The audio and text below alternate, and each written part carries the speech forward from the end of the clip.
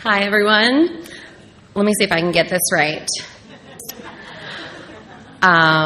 What's the first part? Is it I'm an alcoholic? Okay, I'm an alcoholic. My home group is the Grace Group in Charleston, South Carolina. And Rich was right, it is the better Charleston. So 100%, everyone would agree with that. And my sobriety date is January 30th, 2010. And my name is Charlene. Hi. Wow, this is wild. It is just such a privilege and honor to get to do anything for Alcoholics Anonymous today, but to get to be your speaker tonight is just something I never thought I could do. I was usually the first one to be asked to leave any event that I attended ever. So to actually be asked to come here and to serve a purpose and to share with all of you, it's such a gift that Alcoholics Anonymous has given me. When they first asked me to be the speaker tonight, they reached out to me last July, and my very first thought was, they want me to speak at the Big People Conference? I've only ever spoken at young people's conferences, which it's a bit of a different crowd. But you guys are actually pretty lively, so I'm enjoying it a lot. I'm enjoying. There just hasn't been any dancing on tables yet, but we might get there, but we'll see. The second thought that I had was, man, these Florida people are organized. And I copped a little bit of a resentment that they asked me a year in advance to give me a lot of time to think about it, of course. But it, gave me a little bit of more insurance against a drink. So for that, I can't ever be upset. And honestly, it's been just the most incredible week. I really want to thank the planning committee, Deanne, Michelle, Karen, Judy. Everybody has just been so accommodating, hospitable, loving, wonderful, kind. And I really didn't like Florida that much before this, but I think I'm really starting to enjoy it. And you guys have just been incredible to me. So I just want to thank them all for their hard work in putting this conference together.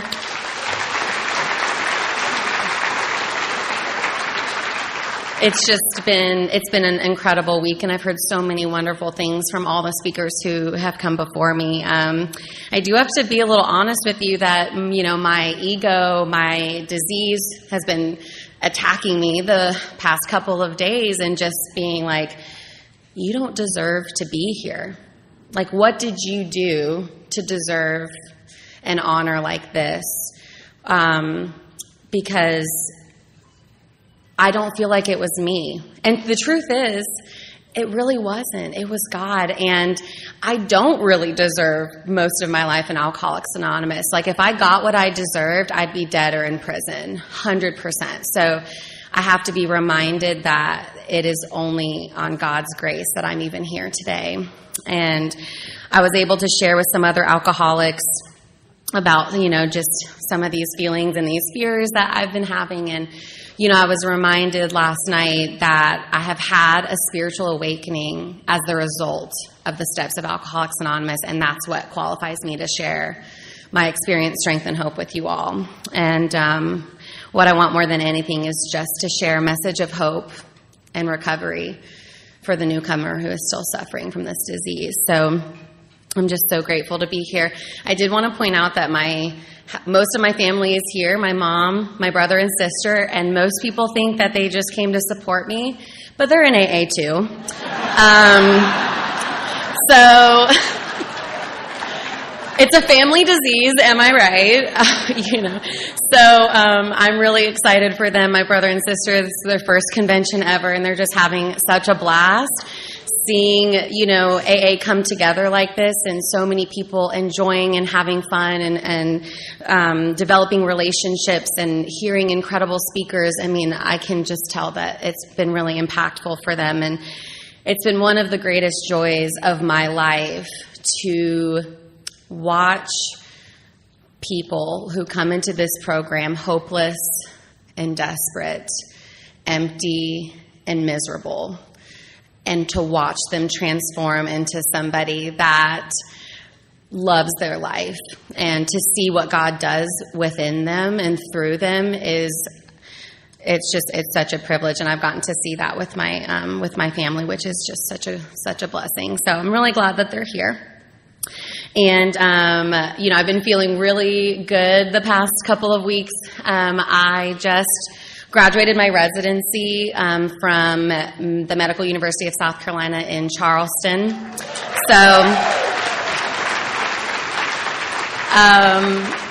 So I am a fully licensed pediatrician, which is crazy. Like, sometimes when I'm taking care of some of the patients that I have in clinic, I'll just have this random thought. I'm like, well, I used to live out of my car and sell drugs. So what am I doing here? It is wild. It is just the most incredible gift I could have been given. And again, my disease, will tell me that I don't deserve that, that I don't deserve that privilege of being a provider for children. But I trust God more than I trust myself, more than I trust my disease, for sure. And I know that He's placed me on this path, and He's given me gifts, and He's opened doors for me to walk through. And that's all I've done, really. I just have taken suggestions that you guys have given me, put one foot in front of the other, and God opens the doors, and I just continue to be grateful and walk through them. And it's just been really, really incredible. To celebrate my residency, I just got back actually 3 days ago from a month-long trip to Europe. So I know everyone's so jealous. And it was amazing. So I am a little jet lagged, so maybe I'm a little, goofier tonight than I am normally. But I did want to just touch on that only because was there a time in my life I never thought I could do something like that, actually show up to the train station and the airport and book the tickets and be there, but also to I traveled with some of my best girlfriends in recovery, and to share in that beauty and that just the most incredible experiences with other people in Alcoholics Anonymous it was so incredible. And we even went to a couple of meetings in other countries, and I swear I felt like I was just in a secret society, I can just walk into this random building, this random church in this middle of nowhere city in another country, and immediately welcomed and immediately accepted. And sometimes they spoke another language, but it didn't matter because it's the language of the heart. And I knew what they were saying, and I could feel, what it was they were trying to share. And I think that we're just so lucky, you guys. I really do. I just feel like we're truly the lucky ones to have been chosen to live this way of life. I didn't think I would feel that way in the beginning, that's for sure.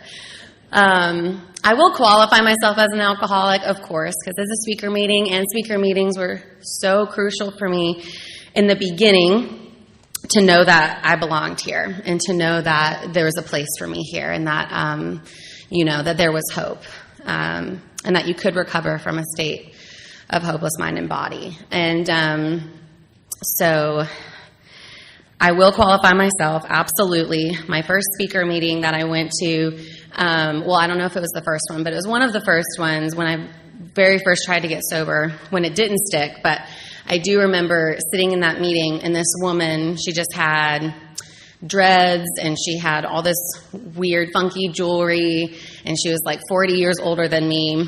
And I had really straight platinum blonde hair and French tips and a dress that showed too much cleavage. And I would have thought, never in a million years do we have anything in common. Anything. And she shared my entire story, every detail from the beginning to the end. And it was the very first time that I felt like maybe I didn't have to die an alcoholic death. That was the very first time. And I didn't stay sober, but I remembered that when I came back in. So, I will just tell you a little bit about my childhood because I always like to say I'm kind of a result of my mother's alcoholism because she was a drunken college student and irresponsibly got pregnant with me. So, sorry, Mom. But my biological father, he found out that she was pregnant and really didn't want anything to do with her or the pregnancy or with me, so I've never met him. He was Iranian, so if you're wondering, I am tan year-round pretty much, and so I got really good genes from him, so I'm not too sad about that, but I've never met him. And in an effort to find me a father before I was born, she married another man who was my stepdad, and he was very abusive and dangerous.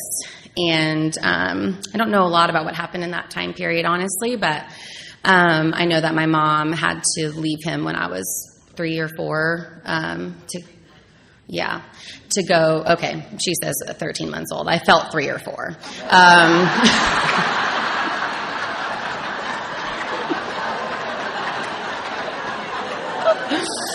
This is my story, Mom.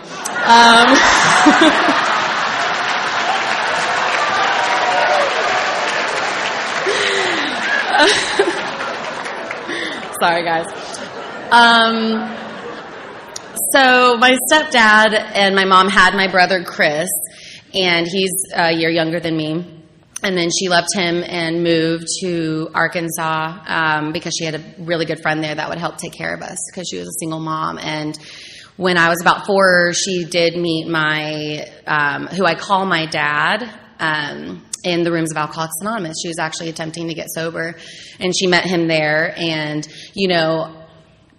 they both had less than a year, so I should have known why it didn't last. But I didn't find that out until much later on. But I was like, that makes so much sense. But they did. They got married, and they had my brother and sister, Jack. And for a few years, things were pretty good. Like, they went to meetings. I knew about AA. I sat in the meetings, I was very familiar with, kind of the setup. But I was around 10 when Mom, she actually relapsed, and for the next 10 years was in and out of jail, rehab, and then eventually did a stint in prison. And so my dad was left to raise the 4 of us children, and I had to actually step up and help raise my 3 younger siblings because he had to work a lot, and he just wasn't able to be home very much. So, cooked and cleaned and helped with homework, and it took me a long time to really know this, but later on in inventory work, I realized that I had this really deep-seated fear for a long time that if I didn't earn my keep, he wouldn't keep me and my brother because we weren't biologically his. The other thing that I, realized from that time period is that because I was the oldest and because I had to help take care of the household, I couldn't show emotion. Like, I had to, if I was scared, I shoved it down. If I was angry, I shoved it down. I kept everything very surface level so that I could keep things, in order and to help raise my siblings. And, and I think that came out sideways in my alcoholism, as a way to escape, to numb, to not feel what was going on, because I really just did not like my life from the beginning.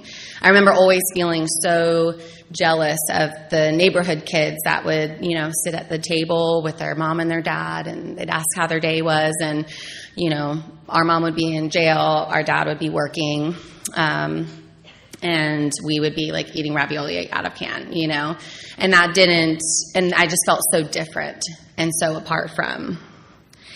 So for me, what really started to happen is that I wanted to get out of my own skin, and I wanted to escape. So I am one of those, though, that believes that I was alcoholic from the beginning, like from birth, because I latched on to literally anything that would change the way that I felt. And the first way that I really learned to do this is called the pass-out game. I don't know if you guys know this. I don't know if it's a universal thing, but I'll describe it real quick. I don't even know how my friends knew about this, but you would bend over at the waist and hyperventilate and like breathe really fast, and then you'd stand up and they would wrap their arm around your neck to suffocate you and then catch you as you fell down. And then you would pass out for a couple of seconds, and then you would come to and you'd be a little dazed, like, what was that? And I was obsessed with this game. I loved it. I mean, my friends would want to do it once or twice and then just like go watch a movie. And I would just hound them again. Let's do it again, please. And then unfortunately, I tried to do it to myself one time. It didn't quite go over well. And again, I don't know how I made it to medical school. I just sometimes... How there are brain cells left, I'm not sure. But that was my first thing that I really felt addicted to that really changed the way that I felt. And I loved it. And then the next thing that I developed was an eating disorder when I was about 12. And again, just whatever I could do that would change the way that I felt, that would mask the emotions, that would get me out of myself, that would help me deal with whatever was going on in my life. And, shortly after, of course, I took a drink. I actually didn't take a drink until I was 15. I told my friend Virginia before this meeting that for a long time I thought my first drink was at 12, and I told people that for the first 7 years of my sobriety. And then I found a journal that actually documented my first drunk, and it was when I was 15. And I was like, I have been lying this whole time. Because it just felt like so much longer, because I didn't drink for that long. I got first drunk for the first time when I was 15, and I got sober at 21, so I've been sober twice as long as I drank. And, so it just felt like so much longer. But I don't even have that many stories. I just know that my first drunk was the thing I had been looking for my whole life. That feeling of escape and euphoria and even blacking out was just the absolute best. To not feel like myself, to not know what was happening, it was just the best. And I wanted to do it as often as I possibly could, and I did. I found ways to do it. The hard thing about this period of my life is that I was very much the double actor, where I was taking care of everyone at home and getting good grades in school, because I always did well. But then I would be sneaking out at night, partying, doing all these other things that nobody knew about. So I was really having to kind of live two lifestyles. But within 3 years, I was hospitalized a few times for overdoses and for suicide attempts, was in a couple of psych wards. I went to 2 treatment centers, and I ended up getting kicked out of high school twice, which, funny that it's really hard to get kicked out of alternative school, but I managed it somehow a couple months before graduation. And then I got kicked out of my house that I was living in where my grandfather was, and spent a few months living out of my car and couch surfing on friends' couches. And then shortly after, I got arrested for felony possession with intent to distribute. So my disease was incredibly progressive. I think I honestly started having consequences within the first 6 months. There was no time period where I ever controlled and enjoyed my drinking. It just never happened. And so it spiraled downward really quickly. And, so I had a lot of external consequences. I got arrested right after I turned 18, so they did charge me as an adult, which was honestly probably the best thing that happened to me, because they sent me to a program called drug court. Are you familiar? So I went to drug court, and honestly today I am so thankful for them, because if it wasn't for that program, my record wouldn't have been wiped clean, and I couldn't have gone to medical school, and I couldn't have had all the opportunities that I've had for my life. But it also introduced me back to AA. I had a little bit of a resentment because, Mom was in AA and she didn't stay sober, so I didn't think that it worked, So it did force me to go back to meetings, and, I had to go back and, 3 times a week and get a paper signed and meet with a counselor, meet with a, probation officer a couple times a week. And, it's funny because now that I look back on it, it was really actually a wonderful time in my life because I started taking classes at the community college. I had to get my GED. And I started to go to meetings, and I started to have a little bit of sobriety, and a little bit of the cobwebs started to clear. I never got a sponsor, and I never worked the steps, and I would sit in meetings and of course judge everybody because I'm way younger and hotter than all of you. And I didn't belong there. The group that I went to, the youngest person, the next youngest person was in their 40s, and I was not, I was 18. So it really just, there was so much reservation there. There was so much of this, I don't belong here, I haven't lost anything. I've lost my dignity, but I haven't lost a house. I haven't lost a car. I haven't lost anything else. But, but I didn't have those things yet. I had never had them. Nobody had ever given me those things. So I didn't have them to begin with. And again, for me today, those are all yets. And so, I really love drug court. I go back and speak there sometimes, and it's just amazing because I really sit there and I'm just be like, you guys are so blessed to be here. And they hate me. They hate me. But I really feel like it's my duty to go back and to share with them that it actually is a wonderful opportunity to be exposed to Alcoholics Anonymous and to have the chance to start over a new life and not have that criminal record follow you, I'm really passionate about welcoming people who come to the meetings who are getting papers signed because I sometimes will see people kind of scoff or roll their eyes because they think that they don't want to be there. And I didn't want to be there. I didn't. It was the last place in the world I wanted to be. But when I came back to AA a couple years later, it was only because people welcomed me and they loved me and they accepted me, even when I was a pain in their ass, So I just really, truly... I just feel like that's really, really important because we never know the seed that we can plant for somebody who may need this program one day. So, anywho, I had a lot of reservations about being young in AA. That was the biggest thing that I really, really struggled with.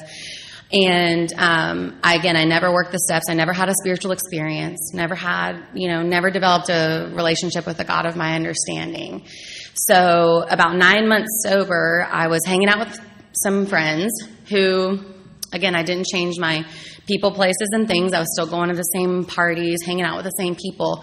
And one of them passed me a drink, and I took it. I didn't even think twice. Even though it was illegal, even though I was facing, felony drug charges and could potentially go to prison if I drank, and I had been attending AA for 9 months, but I had no mental defense against that first drink. There was nothing between me and that drink. So I took it. And then, again, for another 6 months, I'm living a double life, I'm drinking with my drinking friends, but then I'm hanging out with, my recovery friends, and I'm not telling anybody about the other part of my life and having to, live this dual existence. And it was really exhausting, and it was really painful to not be able to be honest with anybody. Somehow I graduated drug court, and sometimes I still, again, this is part of the reason why I feel like I don't deserve the gifts I've been given. It's because I drank for several months during my probation period, and I was never caught. And they let me graduate, and they dropped the charges. And, and again, I think that was just God smiling down on me like, I've got bigger plans for you, So I decided to transfer to the University of Georgia. My dad had moved my brother and sister there to get help with raising them, and so I wanted to be closer to them. And geographical change, I was like, okay, this is it. I don't need drug court, and I don't need probation officers, I don't need AA. I'm going to stay sober all on my own. Can you guess how that worked out? For about 30 days, it was the most miserable time of my life. I was white-knuckling it. I was obsessing about alcohol all the time.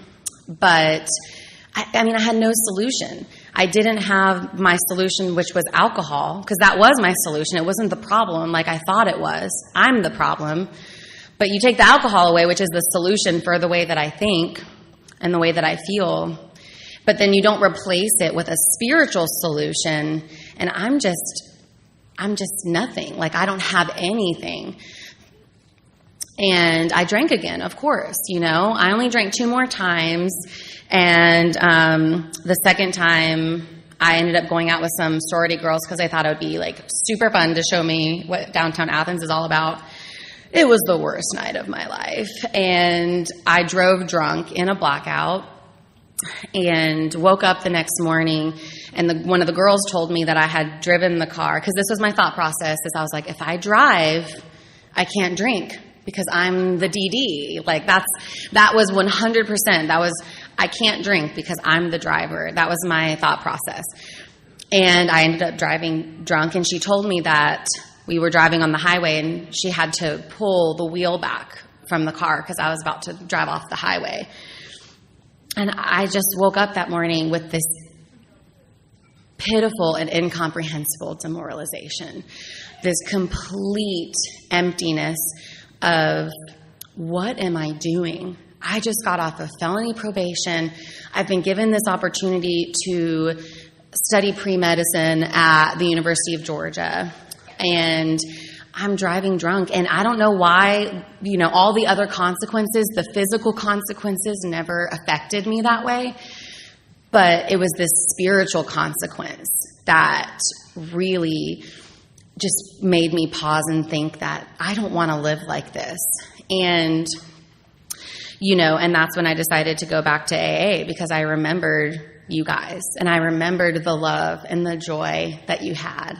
And this is my favorite story from my whole life, is I went to a couple meetings, and I didn't really like them, didn't really jive with the people there. But I was living with people who were drinking, and because they were just random roommates they paired me with. And I didn't want to go home because I really, really didn't want to die. And I just had this gut feeling at that time that if I didn't stop, I was going to die. And so this was before iPhone, so I didn't have a GPS. I had my little BlackBerry, but I don't think I had internet on it. I don't remember. But I got lost, and I didn't know where I was. And I ended up driving around forever. And I actually went back to the meeting that I had been at previously that I didn't like that much, because I was like, this is the only place to go. And I sat in my car, and I said the first honest prayer that I'd ever said. And I just said, God, please help me. And I stepped out of the car, and it was pitch black dark, 8 o'clock at night, and somebody screamed my name from across the parking lot. And I was just shocked. I'm like, nobody knows me here. I just moved to Athens. And a woman came up, and she just swooped me up in a hug, and it is a woman named Chris, who is a longtime friend of my family's, who's known me my whole life, and we've gone on vacations together. She's seen me grown up. And I didn't know that she was in AA. I didn't know that she lived in Athens. I didn't know. I honestly forgot what she looked like, and she'd gained a little weight, so I didn't really recognize her. And I wouldn't have recognized her if I'd passed her on the street. I really wouldn't have. And she immediately recognized me and swooped me up in this huge hug, and she said, welcome home. And I went into that meeting, and I cried and picked up my white chip, and that was January 30th, 2010. So,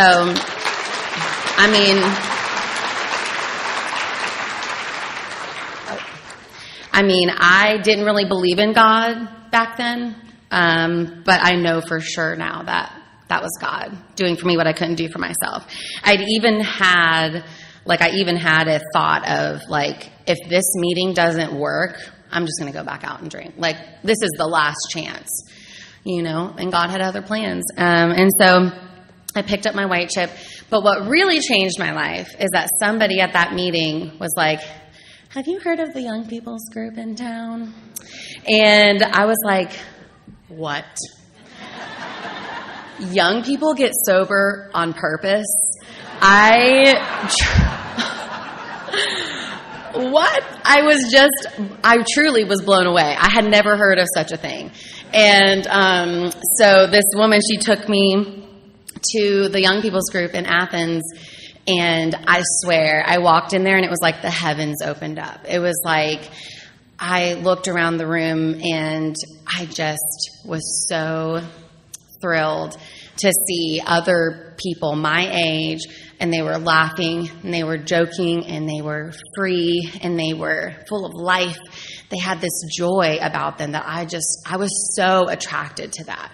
Like, that's all I wanted more than anything, was just like a little taste of that. And, now, of course, like, I love, like, going to all different meetings with all different types of people from walks of life and different ages, religions, like, backgrounds, everything. I can relate to anybody. But at that time, I needed that identification because I was so afraid that if I got sober at 21, that life would just be over. And there would be no joy. There would be no happiness. I'd be sitting in a dark room reading the big book with 20 cats around me, and I would never amount to anything. And I was like, that is not the life I want to live. I was so afraid of that. But I walked in there, and it really just changed my whole life. And two young girls just bounced up to me afterwards, and they asked me 20 questions. They asked for my number. They forced me to go eat at this, like, terrible Euro restaurant downtown. But I felt so welcome, and I felt so loved, and I really felt like I belonged somewhere for the first time, and that maybe I didn't have to do this life alone anymore the way I felt that I was. And so my friend Whitney, she had actually lost her license in sobriety somehow. I still don't know to this day how she did that, but she lost her license, and she was 9 months sober, and she needed, a driver. She needed somebody to take her around to meetings, and she asked me if I would help take her to meetings, and I was like, I guess. I mean, well, what else am I doing? And I will tell you, at this time, I truly didn't think that AA was going to stick. I was like, I'm going to come in here, I'm going to hear some good things, I'm going to lay low, maybe I won't drink for a little while, and I'll just, and that's it. And I really would tell people, like, I'm just in between drunks, because I just didn't think that you could actually stay sober, for a long period of time. And, but I was willing at that time to do the steps. And that was bottom line. I hadn't never done them before. That's the one thing I didn't do when I tried to get sober before. And so I figured, why not, And this is why I love the fellowship that we get through meetings and relating with one another in AA. Like, I hear God through you all, and I just love coming to meetings and hearing you share. But I cannot stay sober with meetings alone. I just can't. They do not produce the psychic change necessary to recover from alcoholism. And the only way I can do that is through working the 12 steps. And so I immediately jumped in and asked somebody to be my sponsor. Oh my gosh, I'm sorry. I was trying to keep an eye on the time, but now I'll just keep going. So the most important thing for me in that time period was truly and fully taking the first step and conceding to my innermost self that I was an alcoholic and that my life was completely unmanageable, run on self-will. And I really thought that was going to be like the nail in the coffin, that like once I admitted and accepted I was an alcoholic, it was just like, that's it, it's over. But there was so much freedom in that moment of true surrender, because I knew that I didn't have to do it alone anymore. And I didn't have to live the way that I was living anymore. And so that, for me, was the biggest key in the beginning, was just fully taking that first step, which I had never done before, For me, it builds, it's the foundation from which I build everything else. And so the next thing that had to come was a relationship with some kind of higher power. And for me, it was, the educational variety that it talks about in the appendix 2 in the back of the book. And because I was never I didn't think I would have a white light moment. I had a lot of resentments and reservations, like a lot of us do when we come in here, about a higher power and what that means. But for me, it was just like the little moments of one of my first meetings. I saw a woman share who had just lost her son in a drunk driving accident. And she was in a meeting and she was crying, but she was there and she didn't want to drink. And she was leaning on the people in Alcoholics Anonymous. And that was a spiritual experience for me. The first time that I shared my 4-step with a sponsor and realized that I'm not the only messed up one in the world, and that somebody else relates to what I have to share, but also to be free of the burden that I had been carrying my whole life, of, how my parents acted and the abandonment that I felt and the rejection and all of that.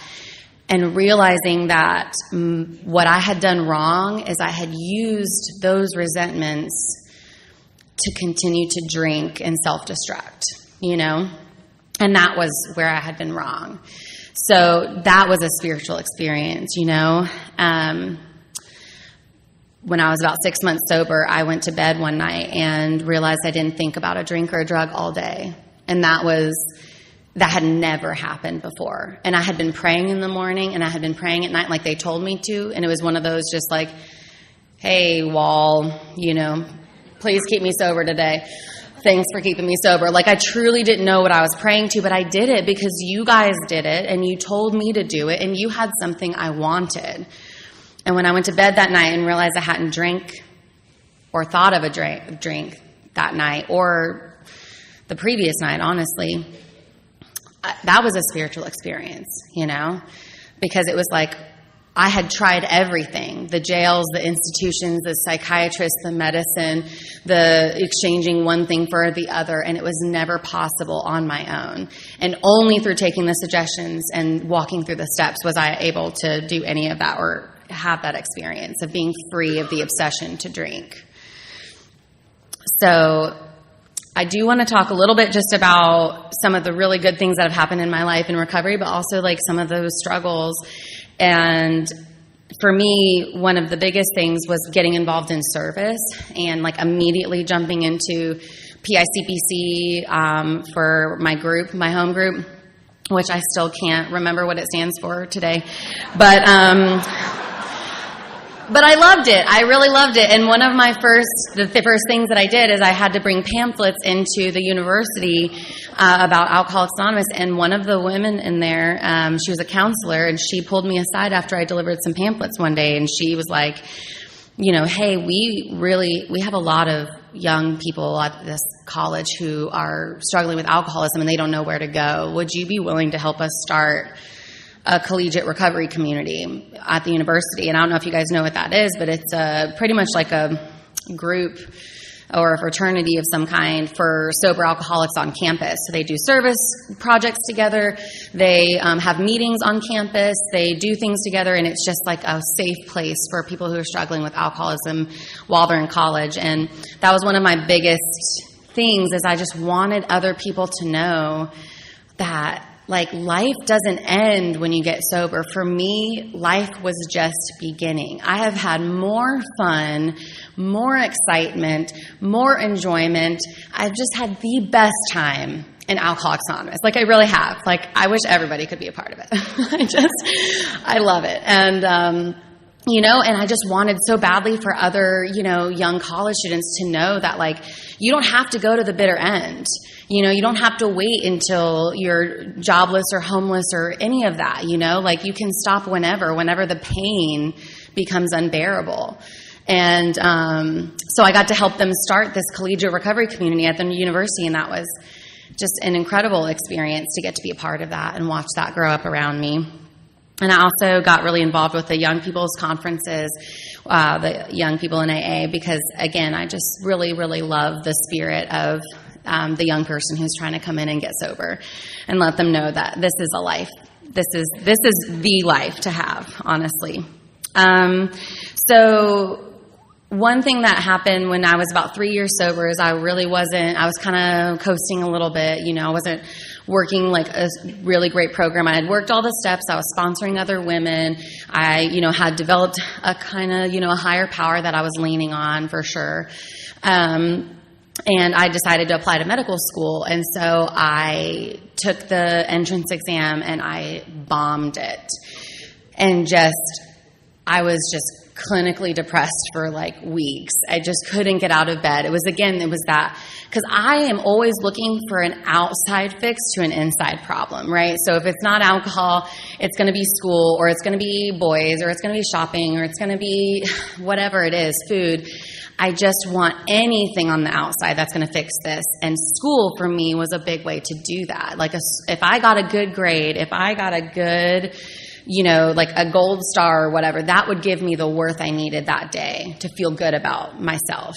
And that test score was like this flashing light of, you're not good enough. You will never be good enough. And I was really, really upset about it, because that combined with my criminal history, there was a very low chance of getting into medical school. So because of that, I decided to do something very spontaneous, and I just went on a mission trip to Tanzania for 3 weeks.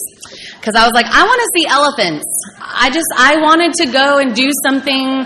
I don't know. I had graduated college, and I had just graduated from the university. I wanted to go do something cool, so I decided to go on this mission trip. And it changed my whole life. And I fell in love with the people, the work, the children, everything. And when I came back, I just couldn't shake this feeling of, I just feel like I need to do something there. Because the 3 weeks I was there, it was very selfish. It was very like, oh, this is about my experience, what I'm getting out of it. I want to go on all these tours and all these vacations and, do all these cool things, which we did. But I just came back and I felt like I just needed to be there. And I retook the MCAT, but I, again, didn't do very well because I'm just not a good test taker.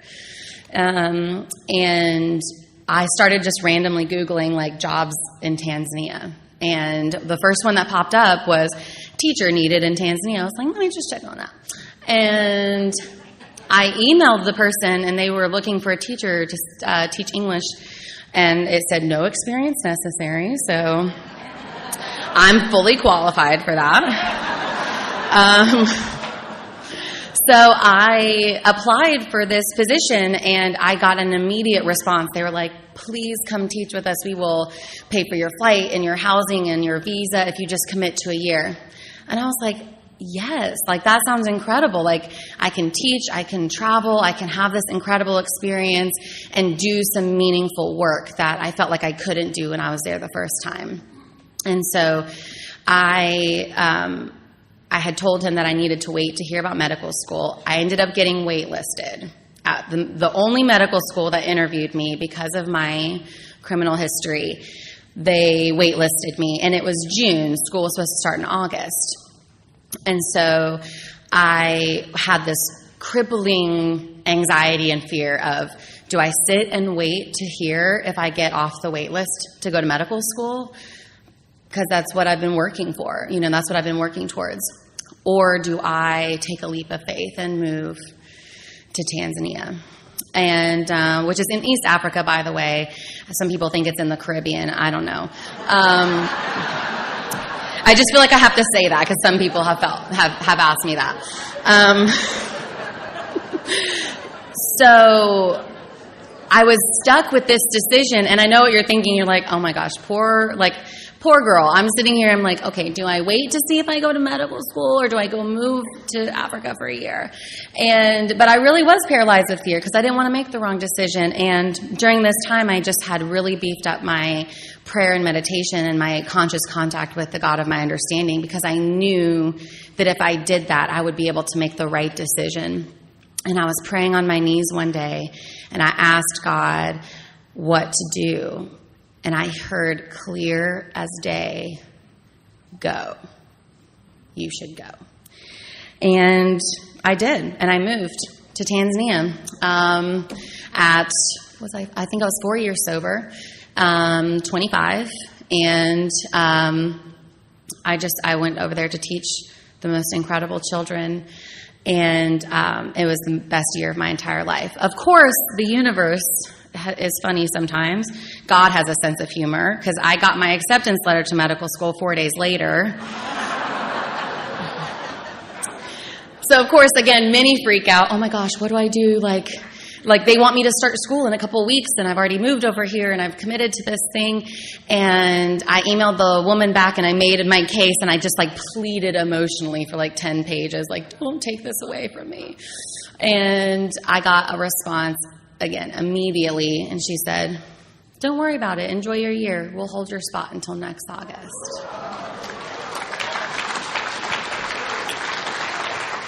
So I just want to, I love that story for me, because, sorry, that sounded terrible. I love that story of my life because it says that, spiritual progress precedes material success in the book. I'm paraphrasing, but for me, chasing that materials, those things, that prestige, that degree, that, whatever it was on the outside, what had been really important to me. And this was the first time where I truly trusted the God of my understanding completely and said, whatever is your plan for me, I trust it. And I moved. I got the letter, and she told me that they were going to defer my acceptance. And so it was the best year of my entire life, because not only did I get to teach and travel and do these amazing things and have this experience, but I knew what I was going to do when I came home, and I didn't have to worry about that at all. And while I was there, I didn't have a lot of the things, the comforts that I rely on. And, we didn't have hot showers. We took bucket showers, and we had electricity maybe 40% of the time. It was solar, and there was no chocolate anywhere. It was hard. It was really hard.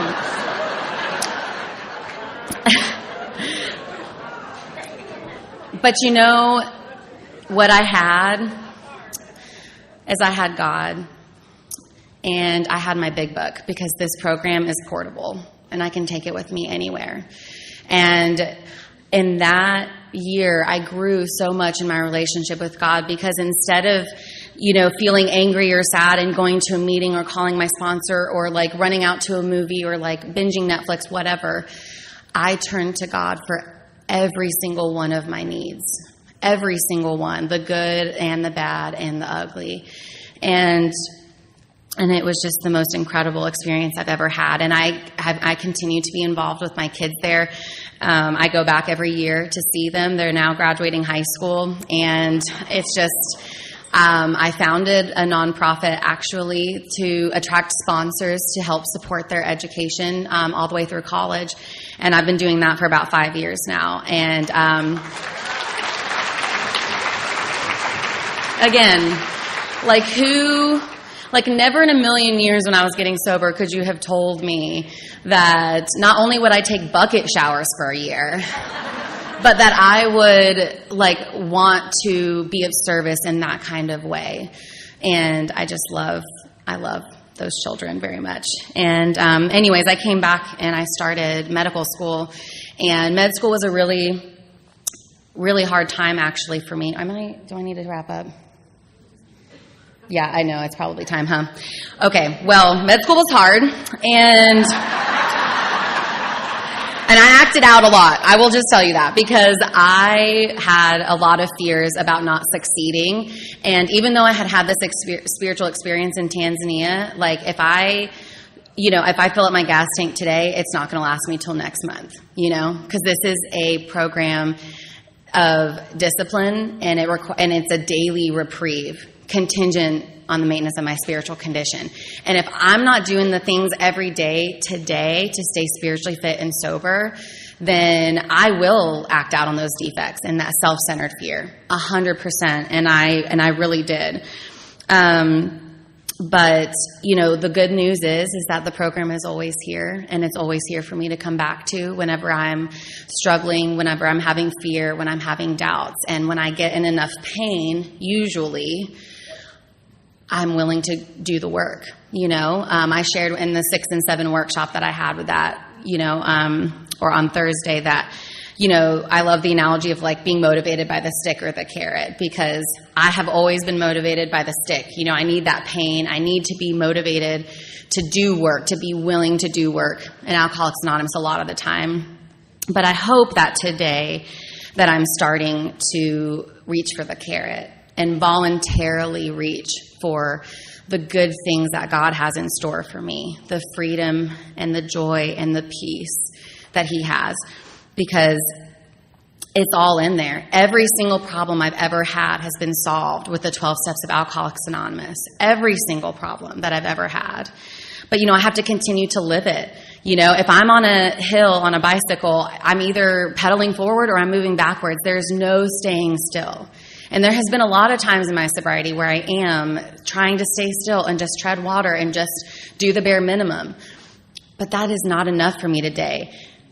I love how my sponsor told me, the road gets narrower. When I was early on in recovery, I could act out a little bit in relationships and just like kind of make a fool of myself and, do things that, weren't great, honestly, in early sobriety. But, we give them a pass because they're early in recovery and that's okay. But the longer I'm sober, the less those things are tolerable to me. And I don't want to sit in that pain anymore. My tolerance is so much lower. I don't want my serenity to be taken today, because I spent so much of my life uncomfortable in my own skin, trying to change the way that I feel, wanting to do anything and everything I can to just fix what's going on inside me. But the solution is all right here in this big book. So I'm just, I can't really talk about the steps much more, can I? I love this program more than anything. I really, truly do. The last thing I will say is that, being able to do regular inventories in this program has been the most powerful tool that I've ever had. Knowing that when there's something wrong with me, knowing that when I'm disturbed, there's something wrong with me. Knowing that when I'm restless, irritable, and discontented, it is always me. Because if I'm not the problem, there is no solution. I can't do anything about you, my job, my boss, my friends, my whoever. I can't do anything about that, but I can change me. I can change my perspective. I can have a new pair of glasses through doing inventory work, looking at where I was wrong, asking God to remove them, making amends, and then turning my attention to the next person that needs help in this program. This is the last thing I'll say, I promise. I was like, there's no way I'm going to take up 45 minutes. But I'm definitely going over. But the last thing I really will say is that I thought that being an alcoholic was going to be the worst thing to ever happen to me. Like, I thought that that was a death sentence. And it turns out that it was the best thing to ever happen to me. And if you could, and people have asked me this, they're like, if you could go back and not do those things and not turn out an alcoholic, would you? And I wouldn't today. I am so grateful to be an alcoholic because it has allowed me access to this book and the 12 steps and to a God of my understanding that solves every single one of my problems today. And I just wish everybody had access to that, and they do, and it's here. But I'm so grateful. I'm so grateful to be here and to be your speaker tonight, and thank you for listening.